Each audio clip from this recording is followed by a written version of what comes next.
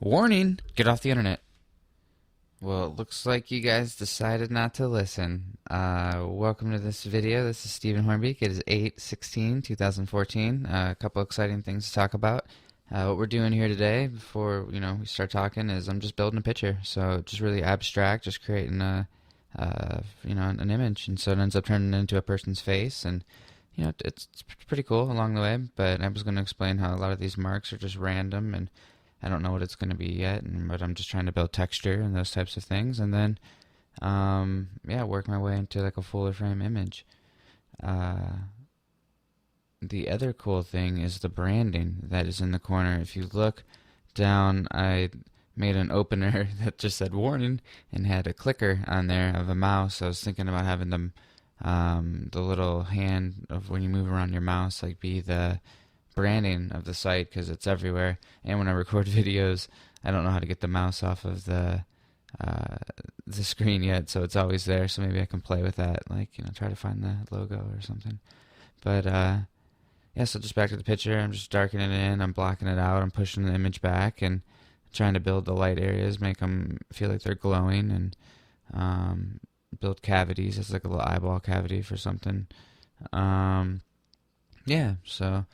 I'm just blocking in some things. But yeah, so check out the new branding. I use the word warning because it's like reverse psychology to see if that'll get more people. I did a quick test on some videos, and one of them down there said, on my green screen test, they were all terrible, but one said don't watch, and the one that I clicked don't watch actually got the most amount of traffic. So I'm just trying to take that initial data and just roll something out that says warning, or for 5 or 10 videos, to see if there's a spike or how that would work, and then maybe change the branding and see what happens if I do something else. No one knows, no one's watching these things. so just blackening the face. You can see I'm trying to add some hard edges next to the soft edges. I think that's what starts to define it now. So if I would have left it just the soft edges, it would have felt blurry, and you got to make some decisions. And so you can tell it's a face. I kind of like it at this point. I would normally just stop it at this point. This is when the artist has to choose when they want to give the image out to the world and when they want to keep working on it. And I don't know. It was a pretty special picture right there. And don't get me wrong, what happens in the end is really nice as well. But sometimes it's nice just to stop early. I think that's the most important thing as an artist, to decide when the public should view that image. And think that's just a thing the artist has to carry with them, to know when to stop and when to give the world that specific moment. I digress. So just doing the nose gap for the glasses right now, and then going in and doing a couple hard edges for the glasses to block them out a little bit. And the nose is really soft. Looks like I'm trying to set back. Oh, no, I'm going into light. There you go. So just trying to pull out some of the hard edges on the front, so you can immediately see like that's like glasses or reflective or not. It just really stands out. So I wouldn't have made that full line right there. Again, that's more stylistic. Some of it before was leaning towards realistic, and then you just throw a real style element in, but that's cool. It's like, it's a drawing. It can be whatever you want it to be.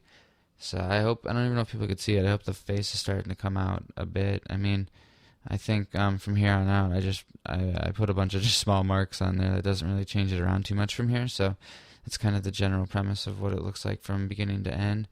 But yeah, maybe I can just touch on the branding a little bit, since it's also the first time I ever figured out how to watermark, and put a watermark on there. So I built the green screen for the click button and the word warning in Photoshop, and just put a green background in, and then pulled it in and took it out in the video file.